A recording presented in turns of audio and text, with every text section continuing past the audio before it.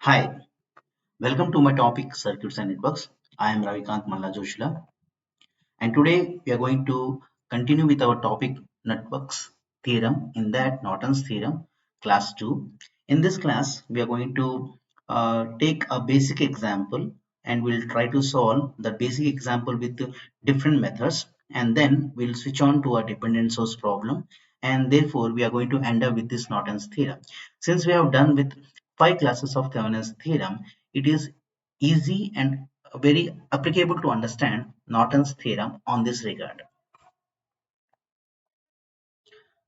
Now you can see in this problem, obtain the value of current in AB using mesh or node analysis, superposition theorem, Thevenin's and Norton's theorem. So this is a particular problem given to us where you have 2 amperes, 1 volt, and you have the passive elements in the terms of resistors, and we need to find out the current in AB, which is in 1 ohm. So we can employ any method to solve the problem. Let us start with mesh analysis. I'm treating this method as method 1. Now you can see I have identified the current arrow arc in this direction AB, where we need to find out the value of current in 1 ohm.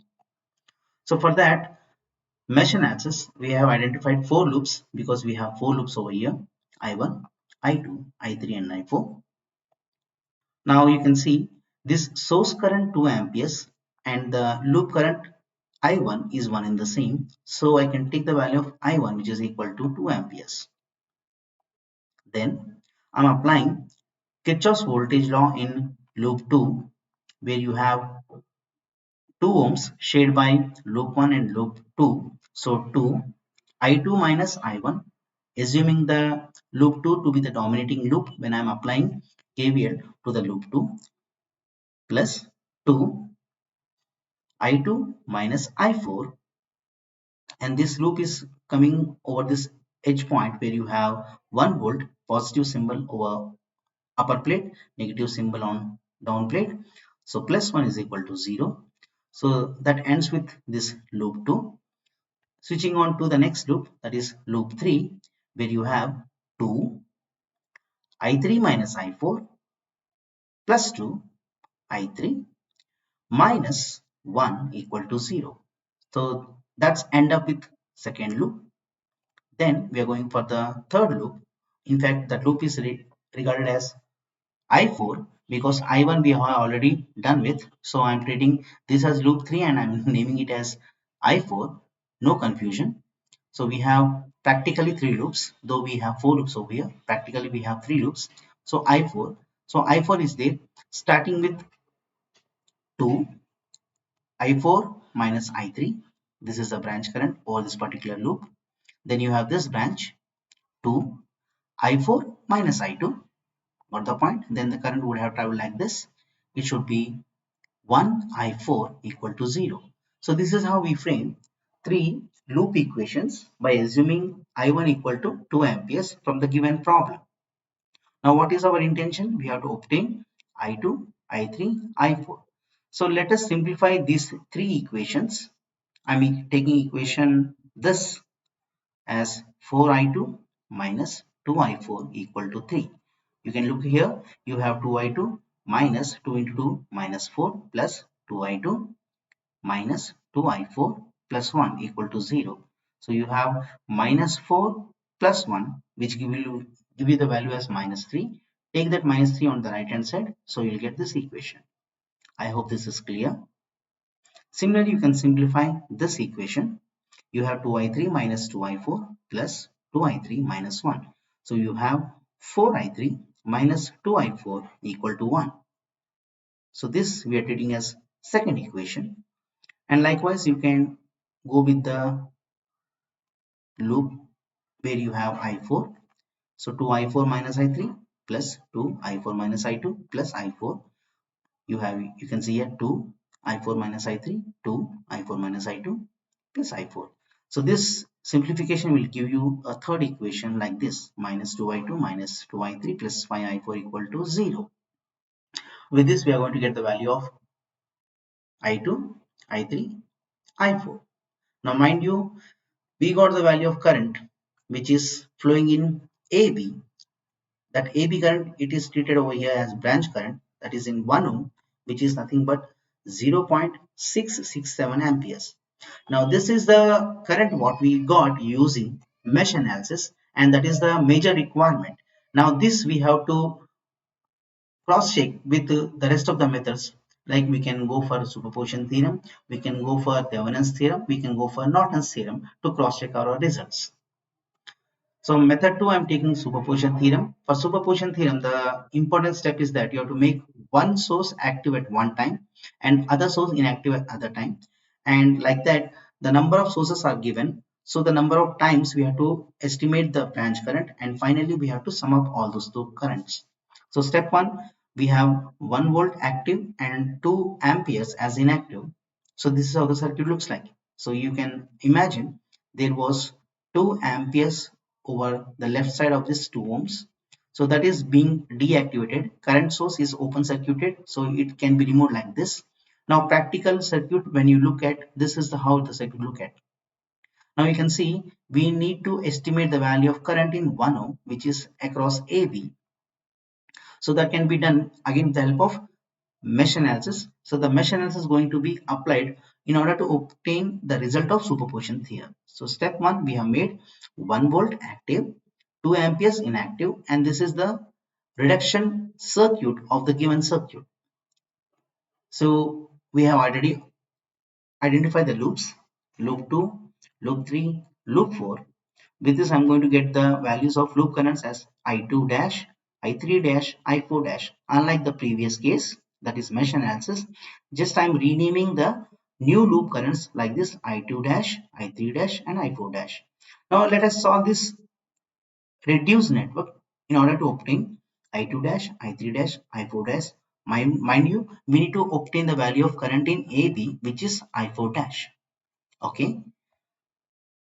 So this current can be obtained by the analysis. I'm going for KVL with the loop 2. So 2 I2 dash plus 2 I2 dash minus I4 dash, and this is ending over this particular loop.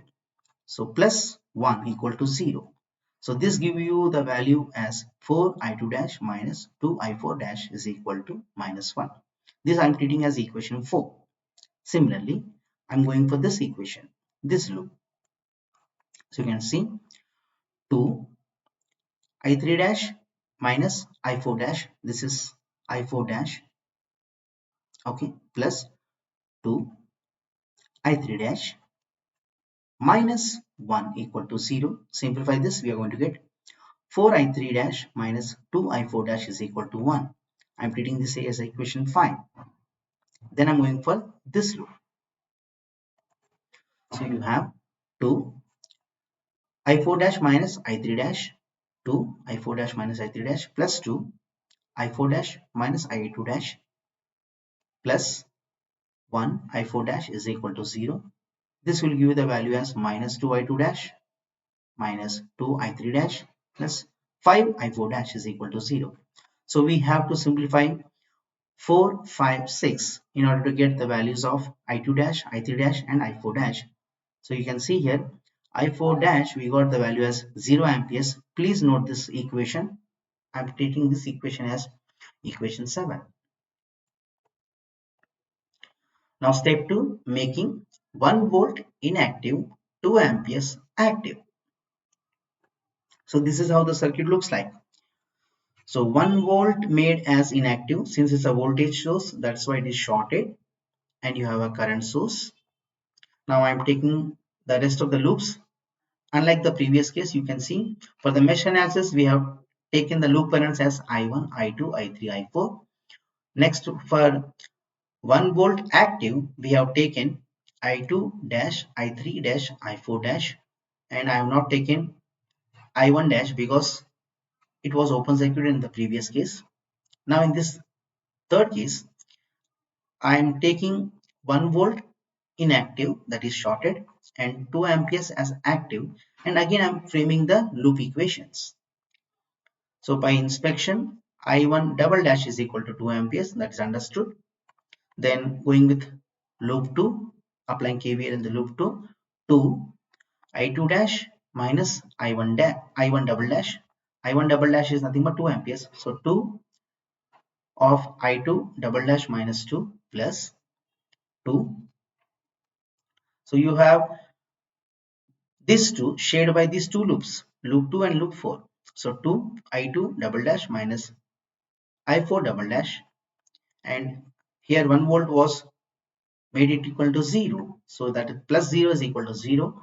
So with this, a new equation framed as equation 8, you can see 4 I2 double dash minus 2 I4 double dash is equal to 4. Likewise, you go with loop 2, loop 3 and loop 4. You're going to get equation 9, equation 10. So solving these three equations, that is 8, 9, 10, we're going to get the values of I2 dash, I3 dash and I4 dash. I4 dash, you can see this is very important equation. We got 0.667 amperes. I hope this is clear. So what we have done in superposition theorem, we have taken step 1, step 2. So with this step 1 and step 2, we made these sources to be active respectively. So with this, I got the value of current, that is current in AB, which is nothing but I1 ohm, and current AB, that is 1 ohm. Under step 2, under step 1, the values are like this. Under first case, that is from equation 7, we got the value as 0 ampere, and equation 11, we got the value as 0.667 amperes. So sum of the things according to the superposition theorem. So we are going to get the value as 0.667 amperes. Now you can look at this particular result when compared to mesh analysis, they are one and the same. Hence, I can say that the magnitude of the current, which is 0.667 amperes, we got same whether you employ mesh analysis or superposition theorem. Now what is our main intention? We are dealing with Norton's theorem. For that, let me obtain the value of Thevenin's equivalent circuit or Thevenin's voltage and resistance, and let me calculate the current and then compare it with the Norton's theorem.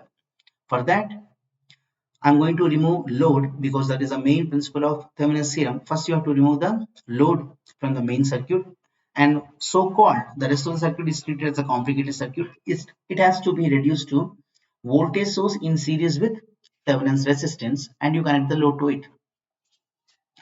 So this is what we have done here. You can see I have removed this 1 ohm from the given circuit, and this is the given complicated circuit. What in this regard I am treating as, and we need to find out Thevenin's voltage and Thevenin's resistance. Let me first find out the Thevenin's voltage, that is the open circuit voltage across AB.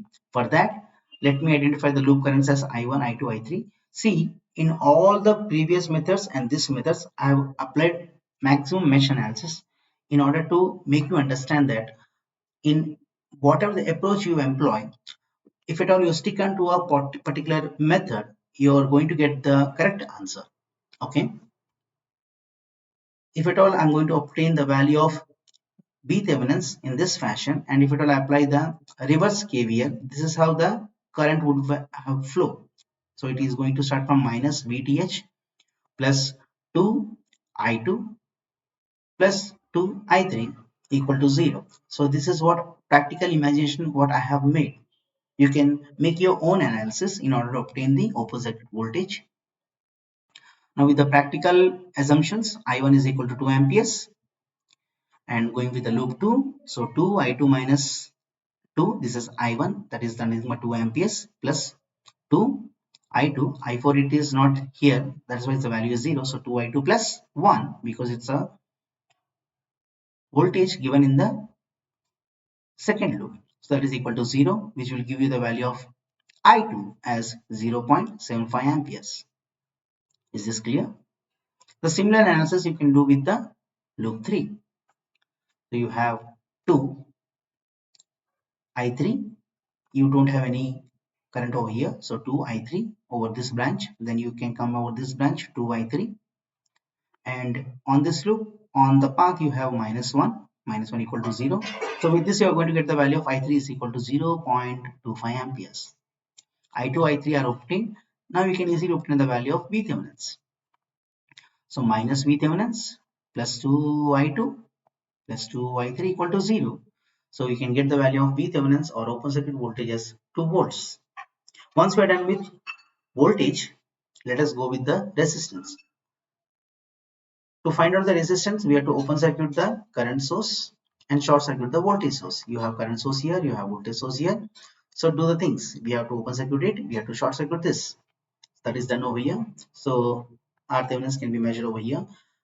You can observe clearly 2 and 2 on the top, they are in parallel.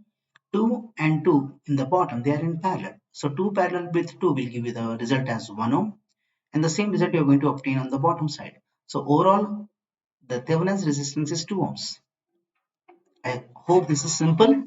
Now once the resistance is obtained, you can find out the Thevenin's equivalent circuit as 2 volts, which we have already obtained as open circuit voltage in series with Thevenin's resistance, and connect the load, that is 1 ohm, and find out the current in the loop. You're going to get the value of current as 0.667 amperes. Now this is the same current what we have obtained using mesh analysis, then superposition theorem, and let us cross check the final result with Norton's theorem.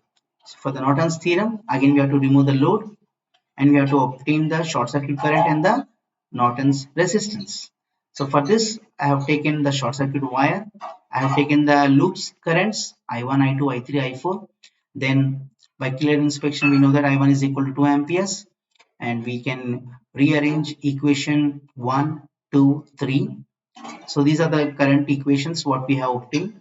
Then solve these equations 1, 2, 3. We are going to get the values of current I2, I3, I4, which we have obtained the I4, which is short circuit is 1 ampere. Then we have to obtain the Norton's resistance, which is quite equivalent to Thevenin's resistance, whose value is 2 ohms. Then connect the Norton's equivalent circuit. You have Norton's current parallel with Norton's resistance, and you have load resistance 1 ohm. Then current we have to estimate in 1 ohm. With the help of current division rule, the current which has to travel in 1 ohm, which is equal to 1, that is 1 ampere, that input current, into the opposite resistance divided by the sum of the parallel resistance, which is equal to 0.667 amperes. So this is how we solve the circuits, and we are going to obtain the result as the same magnitude of current with the rest of the methods what you have employed.